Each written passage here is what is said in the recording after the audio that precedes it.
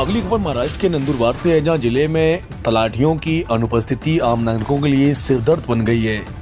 राजस्व विभाग के इन अहम कर्मियों की गैर मौजूदगी से ग्रामीण व शहरी इलाकों में सरकारी कार्य ठप पड़े हैं। जमीन से जुड़े दस्तावेज, फसल बीमा प्रमाण पत्र और म्यूटेशन जैसी जरूरी कामों के लिए लोग बार बार तहसील और सर्कल कार्यालयों के चक्कर काट रहे हैं, मगर समाधान कहीं नजर नहीं आ रहा। नंदुरबार जैसे आदिवासी बहुल और कृषि प्रधान जिले में तलाटियों की भूमिका बेहद महत्वपूर्ण होती है।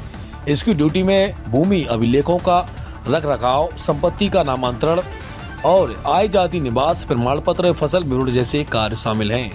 संवाददाता जावेद शेख की रिपोर्ट। सर मी ड्रायव्हर माणूस आहे। आता 1-2 दिवस सुट्टी ठीक आहे, पण आता मी 4-5 दिवसापासून कंटिन्यू फिरतोय। मी 15-20 मिनिटं सांगता, फोन लावा का जेव्हा पण 15-20 मिनिटं सांगता। कलेक्टर ऑफिस आहे, कलेक्टर ऑफिसला हे पोचतोय येतोय। आता पण आलो तर ऑफिस जेव्हा येऊ तेव्हा नेहमी ऑफिस कुलूप लावलेलं राहतं, बंद राहतं। एवढीचे उत्तर देतात। आता ड्रायव्हर माणूस आहे, पहिले 12-13 हजार पगार आहे। जास्त सुट्ट्या टाकला तर आम्ही पैसे कुठून करायचे? सरकार आम्हाला ही सवलती देत आणि इकडं असं मजा मारतात तलाठी साहेब। त्याच्यात आम्ही गरीब लोकांनी काय करायचे? पहिले पाणी पावसाळ्याचे नुकसान परिस्थिती चालू आमची सर। हा विषय मुख्यमंत्रीपर्यंत जायला पाहिजे। गरीब लोकांचे खूप हाल होत आहेत। मुख्यमंत्री खूप योजना देतात, पण इथं आम्हाला लाभ भेटत नाही सर। टाईमवर अधिकारी राहत नाही ऑफिसाला, सगळे काम हातमजुरी करणारे लोक राहतात, याला प्राधान्य भेटत नाही बरोबर। याच्यावर काहीतरी मार्ग काढा सर। लोक खेड्यापाड्यावर नाही येतात, काहीतरी मार्ग काढा सर। गरीब लोकांचे खूप हाल होता इथं। जेव्हा पण आले का बाहेर उडवडीचे उत्तर येतात, बाहेर राहतात। 15 मिनिटात पोहोचतो, 15 आता मला 2 तास झाले सर, अजून इथं आलेलं नाहीये। आणि 4-5 दिवसापासून हीच परेशानी सर। आता ड्रायव्हर माणूस मी आहे, किती दिवसापर्यंत करू मी? येतो आणि जिल्हा आहे ना सर, जिल्ह्याच्या मेन ऑफिस, जिल्ह्याच्या तलाठी म्हणा। काल ते डायरेक्ट मोबाईलच बंद होते। इकडे या ना, आम्हाला बोलून दे पाहिजे तुम्हाला, इकडे बोलायचं तुम्हाला।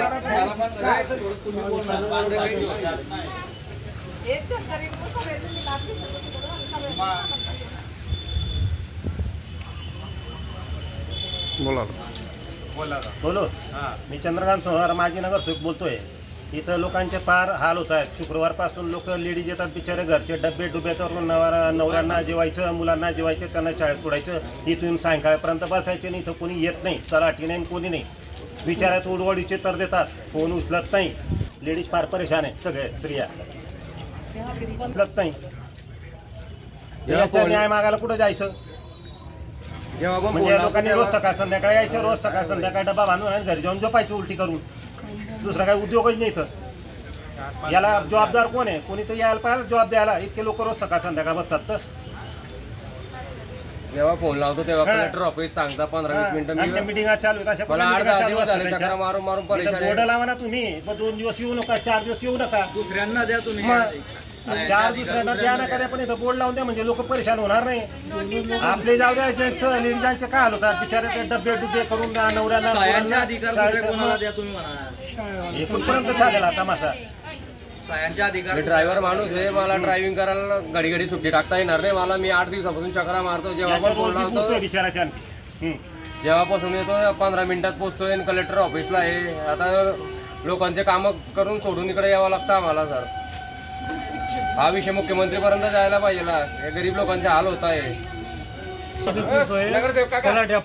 रात्रीचं फिरून उपाशी जाऊन शेवट घरी चालला गेलो। आता मी सकाळपासून बसलोय, 2-4 लोकांच्या सह्या होत्या, त्या बी करून केल्या, निघून गेले। येतो म्हणे मी 10 मिनिटामध्ये।